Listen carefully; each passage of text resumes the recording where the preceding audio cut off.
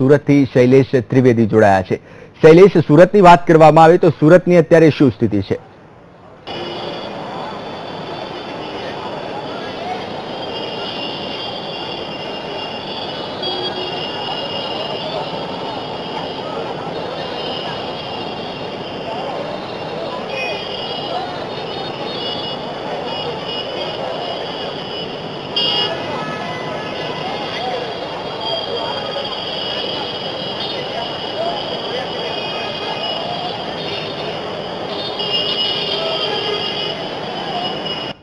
લાગે છે અમારા સંવાદદાતા સાથેનો સંપર્ક તૂટી ગયો છે। તો આપ જે રીતે દ્રશ્યોમાં જોઈ શકો છો કે સુરતમાં પણ આજે વેપારીઓ દ્વારા બંધ પાળવામાં આવી રહ્યું છે।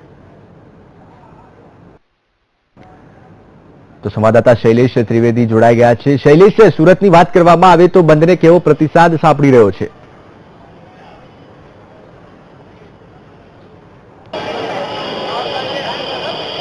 જી, સુરતમાં આજે બીજા દિવસે સુરતની તમામ ટેક્સટાઇલ માર્કેટો જડબે સલાક બંધ છે। અત્યારે આપણે મિલેનિયમ માર્કેટ ખાતે ઊભા છીએ। આ મિલેનિયમ માર્કેટ એ છે જ્યાં ગઈકાલે પોલીસને લાઠીચાર્જ કરવાની ફરજ પડી હતી। અહીંયા જે રીતે ગઈકાલે વેપારીઓ ભેગા થયા હતા અને મોટા પ્રમાણમાં સૂત્રોચ્ચાર થયા હતા, પોલીસને ઘેરો કરવામાં આવ્યો હતો અને ત્યારબાદ અહીંયા લાઠીચાર્જ થયો હતો। આજે સવારથી જ પોલીસે અહીંયા એક પણ વેપારીને ભેગા થવા દીધા નથી।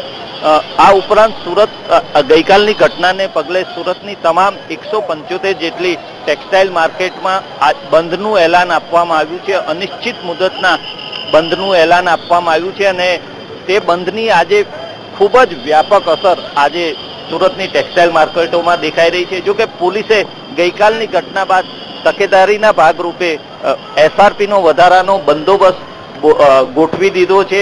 વધારાના એસઆરપીના બંદોબસ્તની સાથે સાથે પોલીસનો પણ બંદોબસ્ત ખૂબ મોટા પ્રમાણમાં ગોઠવવામાં આવ્યો છે અને આ ઉપરાંત સૌથી મહત્વની બાબત એ છે કે આજે એક પણ માર્કેટ સવારથી અત્યાર સુધીમાં ખુલ્લી નથી। વેપારીઓ પણ ગઈકાલના પ્રમાણમાં ખૂબ ઓછા દેખાઈ રહ્યા છે। સુરતની લગભગ તમામ ટેક્સટાઇલ માર્કેટોમાં મોટા ભાગે તો દરવાજા જ ખોલવામાં આવ્યા નથી અને જડબે સલાક બંધ કરવામાં આવી છે। ગઈકાલે જે રીતે પોલીસે લાઠીચાર્જ કર્યો હતો તેના વિરોધમાં વેપારીઓએ અનિશ્ચિત મુદતનું બંધનું એલાન આપ્યું છે। તેનો આજનો આમ જોઈએ તો પ્રથમ દિવસ છે ને એ પ્રથમ દિવસ ખૂબ જ સફળ રહ્યો હોય તેવું અત્યારના તબક્કે લાગી રહ્યું છે। બિલકુલ શૈલેષ, આપ અમારી સાથે જોડાયેલા રહેશો। અમદાવાદથી મેહુલ દુધરેચિયા આપણી સાથે જોડાયા છે। મેહુલ, સુરતના વેપારીઓ પર જે રીતે લાઠીચાર્જ કરવામાં આવ્યો તેના સમર્થનમાં અમદાવાદના વેપારીઓ પણ આજે બંધ પાડવાના છે, શું કહેશો?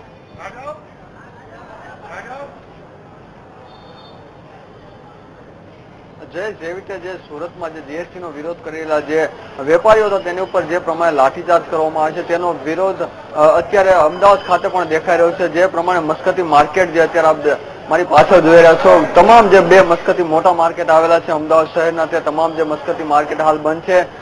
મોટી સંખ્યામાં જે વેપારીઓ જે અત્યારે કામ ધંધો અને પોતાનો રોજગાર છોડીને જે વેપારીઓ પર જે પ્રમાણે પોલીસે લાઠીચાર્જ કર્યો છે તેના દમનના વિરોધમાં અત્યારે અહીં ભેગા થયા છે।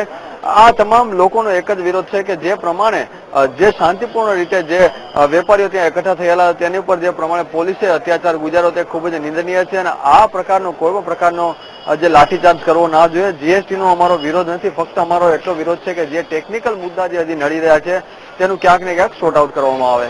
બિલકુલ મેહુલ, આપ જોડાયેલા રહેશો। શૈલેષ, આપને પૂછવા માંગીશ કે જે રીતે ગઈકાલે સુરતના વેપારીઓએ જે વિરોધ કર્યો હતો તે જીએસટી બિલને લઈને હતો, પરંતુ આજે જે વિરોધ કરવામાં આવી રહ્યો છે તે પોલીસના લાઠીચાર્જને લઈને કરવામાં આવી રહ્યો છે, તો શું પોલીસે તંત્ર દ્વારા કોઈ વેપારીઓને મનાવવાના પ્રયાસો થયા છે કે કેમ?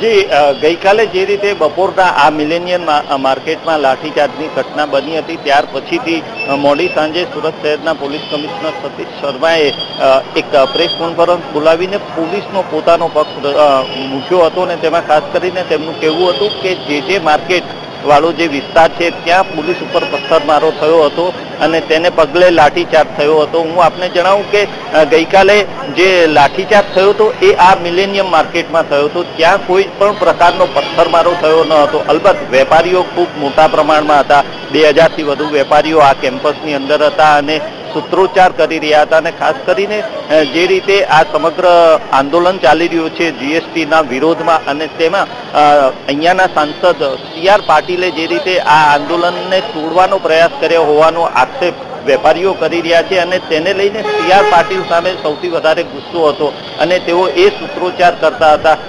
પરંતુ ક્યાંક ને ક્યાંક વેપારીઓ અને પોલીસ વચ્ચે ઘર્ષણ થયું હતું. બીજી બાજુ પોલીસનો કમિશનરનો જે ખુલાસો ગઈકાલે હતો કે પથ્થરમારો થયો તેને પગલે આ ઘટના બની હતી. પથ્થરમારો અહીંયાથી લગભગ 200 મીટર દૂર જે માર્કેટ છે ત્યાં એ વિસ્તારમાં થયો હતો. અલબત્ત ત્યાં પણ પોલીસને લાઠીચાર્જ કરવાની ફરજ પડી હતી, પરંતુ એ હળવો લાઠીચાર્જ હતો.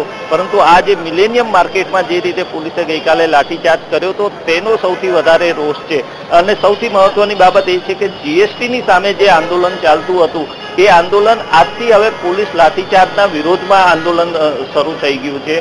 માત્ર સુરત શહેર નહીં, જે રીતે અમદાવાદમાં આપણે હમણાં જોયું કે અમદાવાદના કાપડના વેપારીઓ હડતાલમાં જોડાયા છે, તેવી રીતે દેશના અન્ય મોટા શહેરો છે, સિકંદરાબાદ છે, કાનપુર છે, દિલ્હી છે, એના વેપારીઓએ પણ સુરતની આ ઘટનાનો વિરોધ કર્યો છે અને સુરતના વેપારીઓને સમર્થન આપ્યું છે. અને કંઈક ને કંઈક એવું લાગી રહ્યું છે કે જીએસટી સામેનું આંદોલન આ લાઠીચાર્જના મામલે પોલીસની સામેનું આંદોલન બની રહ્યું હોય તેવું અત્યારે લાગી રહ્યું છે. બિલકુલ શૈલેષ, મેહુલ આપને પૂછવા માંગીશ કે જે રીતે સુરત અને અમદાવાદમાં જે વેપારીઓ દ્વારા બંધ પાડવામાં આવી રહ્યું છે તો સામાન્ય લોકોને કેવા પ્રકારની હાલાકી પડશે?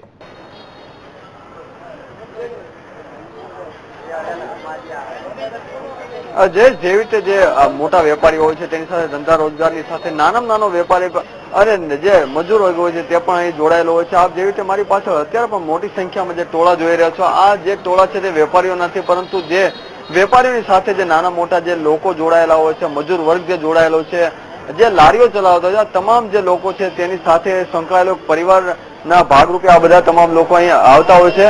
આ તમામ લોકોને જે પ્રમાણે રોજીરોટી મળતી હોય છે, આ જે રોજીરોટી હોય છે પ્રતિદિનની મળતી હોય છે, આ રોજીરોટી અત્યારે તેમની છીનવાઈ રહી છે. જે પ્રમાણે સરકાર કોઈ પગલાં નથી લઈ રહી, સાથે પોલીસ લાઠીચાર્જ કર્યો છે અને બંધનું એલાન જયારે આપવું પડતું હોય છે ત્યારે દરરોજ 300 થી 400 રૂપિયા કમાનાર જે વ્યક્તિ છે તેને ખૂબ જ મોટો ફટકો પડે છે અને આ જે લોકો છે તેને જીવન નિર્વાહ કરવા માટે પણ ખૂબ જ સરેન્ડર કરવું પડતું હોય છે. બિલકુલ, તો ક્યાંક ને ક્યાંક સામાન્ય લોકોને પણ હાલાકી પડશે. મેહુલ અને શૈલેષ, આપ બંનેનો અમારી સાથે જોડાવા બદલ ખૂબ ખૂબ આભાર.